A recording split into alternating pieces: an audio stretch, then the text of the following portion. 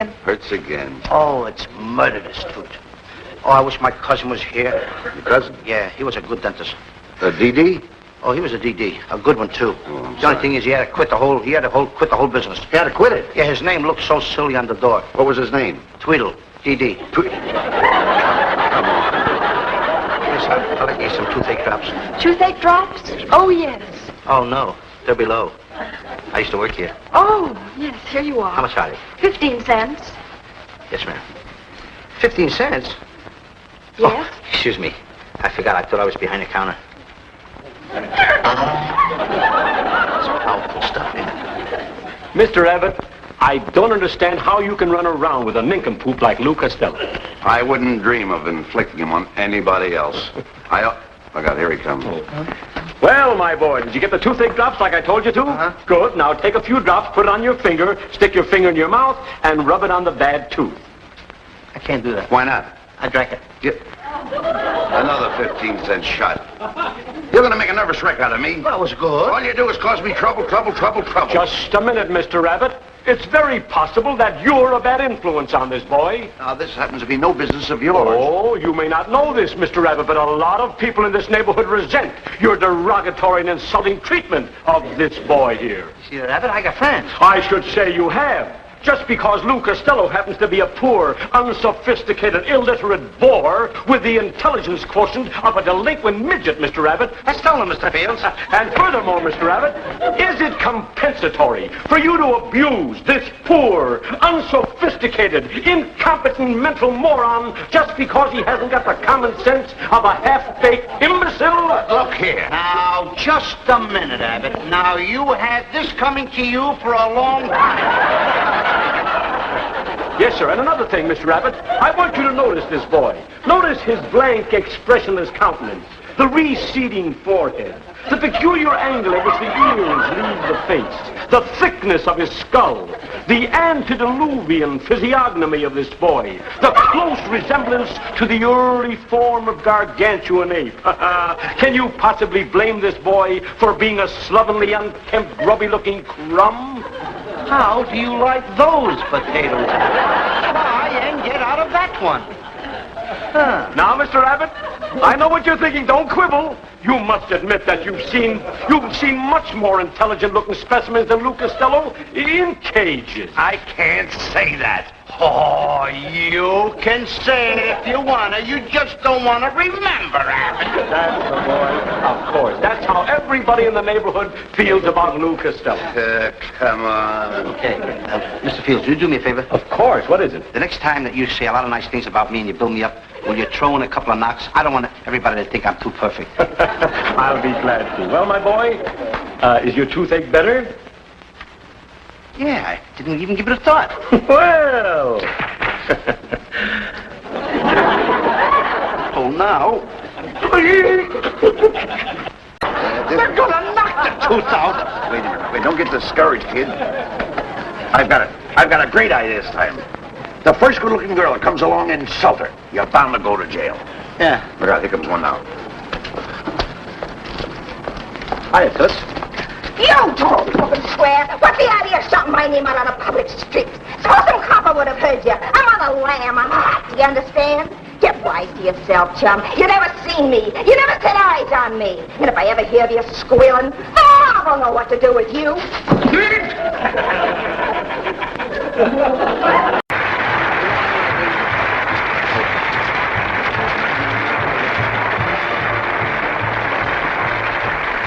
What do you always gotta hide my face for? Stop. Here, hold these. I'm going across the street to that greenhouse and buy some more. You're going to that greenhouse? Where? Right across the street there. That's a White House over there. Well, that's the greenhouse. How can that White House be a greenhouse? That is the greenhouse. How can it be a greenhouse if it's painted white? What is the difference in how it's painted? If it was painted red, it would still be a greenhouse. You mean if that house was painted red, it would be a greenhouse? Well, sure. Suppose it was painted blue. It would still be a greenhouse. Let me smell your breath. Oh, stop that. Now, ladies and gentlemen, I want you to listen very carefully to the next lines that Mr. Abbott reads, because here hangs the plot of the entire story. Take these flowers and plant them in the backyard. And don't get into any trouble. Was that not a beautiful reading?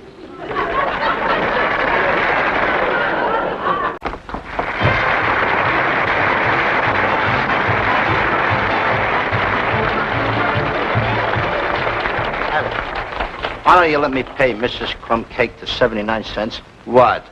And give up all the principles that Patrick Henry, Thomas Jefferson, and Benjamin Franklin fought for? You mean they all perforated Mrs. Crumbcake's bucket, too? Never mind. We're going down to see my lawyer. Come on. Here we go. Mr. Attorney, now that you have the facts, do you think you can help this poor unfortunate boy? Well, certainly. Mr. Costello, you know what I'm going to do? The first thing I'm going to do is slap on a writ of habeas corpus, then a writ of certiorari, and then I'll slap on a writ of mandamus. That's good. Well, it's not good for you, but I just love to put on the writ. Let's get out of here, will you? What's the matter with you? This guy's a half-writ. He's one of the slickest attorneys in town. You bet I am. I promise you that I'll get you out of jail. Yeah? The minute your sentence is up. You picked some Lulus, brother. My boy, do you know what I'm going to do with you when I get you in court? Tell him. Oh, this is wonderful. First, I'll put you on the witness stand all by yourself, and I'll show the judge your peculiar dilemma. Then I'll drag all your antecedents into the courtroom, and I'll expose your entire background. And then, my boy, then I will split your plea, and I'll draw up your briefs in front of the jury. You wouldn't dare. You haven't got the nerve. Mr. Sidney! Mr. Sidney! Yes? What is it, Clarence, my boy? Would you mind giving me the papers on the Bradley case? Well, of course, my boy. You bet your life. There you are, Clarence. Thank you. You're welcome, my lad. Now, who's that? Oh, that's just a young lawyer friend of mine. You see, he can't afford to rent an office, so he rents drawer space in my desk here.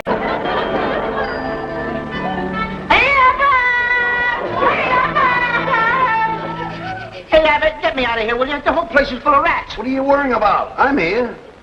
It's the little rats I'm afraid of. Don't worry about a thing. My attorney will get you out of here if it takes him 20 years. What does he care about time? He's on the ball, ain't he? You're telling me. Now I'll go and talk to him. Yeah. Don't go away.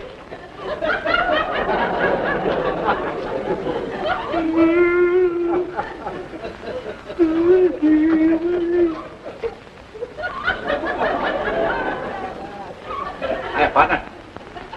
Oh, were you addressing me? Thank you, sir. Thank you. Those are the first kind words I've heard in years.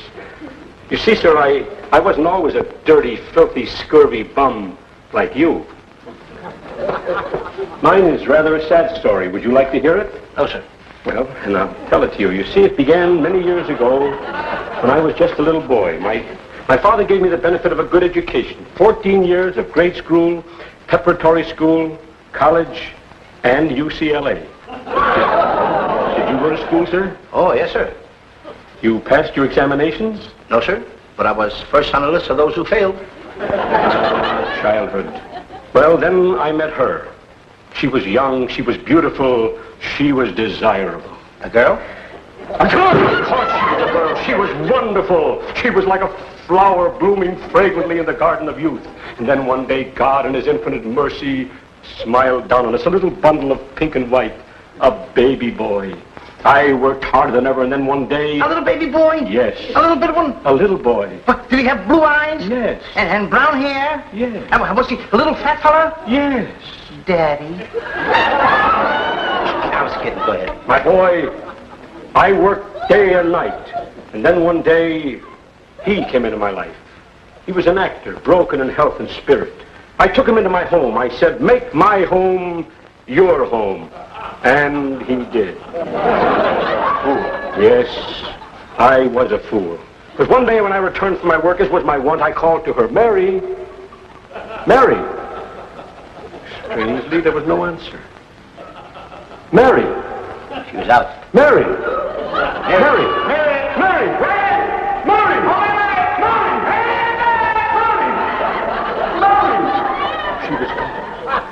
She was gone.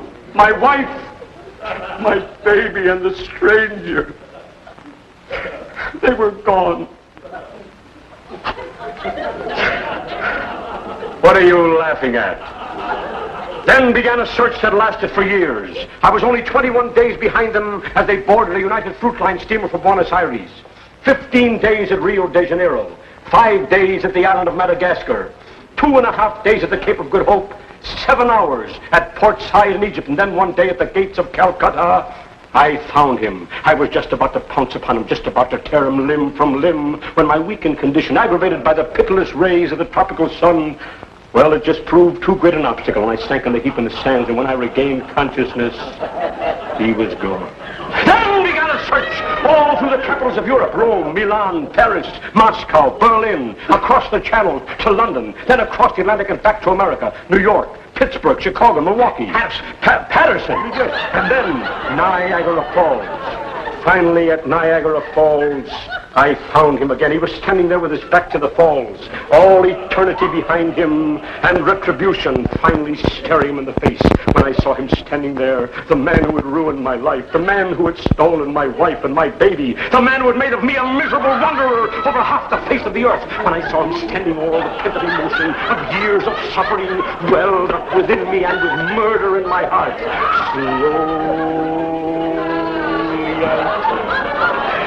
Step by step, I crept upon him, and when I felt his hot breath on my cheek, I struck.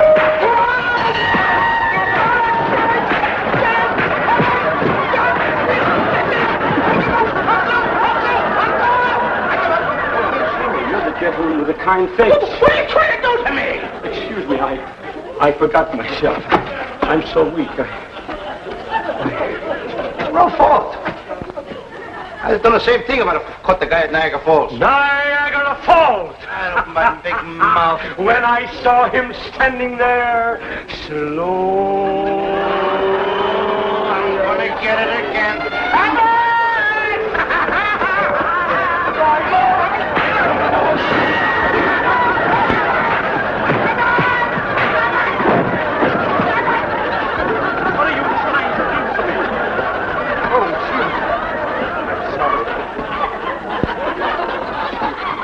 Cut it out.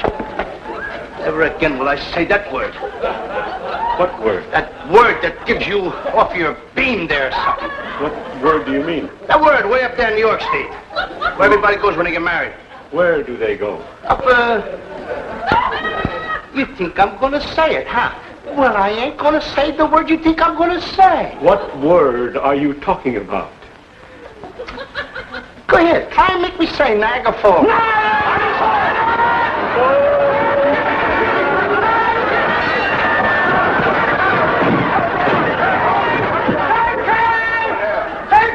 What are you doing there? Get me out! Get me out! What's the matter? What are you doing there? If you're tired, why don't you lie down? Oh, you. Look, what you got? Just say Niagara Falls to this guy. Niagara Falls! I'm going to put you in a different cell. No, you don't. This boy is free. Free. How would I get you out, my boy? You're free as a bird. Well, he's all yours. Wait a minute. One thing more, my lad. For you. Oh, for me, huh? Yep. Bill, $300.79. What is the 79 cents for? Well, somebody's got to pay for Mrs. Crumbcake's bucket. Take it easy, Lou. May I see you, Mr. Attorney? Well, of course, my boy. Step right over here. What's on your mind? How would you like to have another client? Of course. Look at that client in there. Isn't he a lovely looking soul? Well, I suppose so. Well, why don't you take his case? I don't know anything about him. Who is he? Where's he from? Niagara Falls!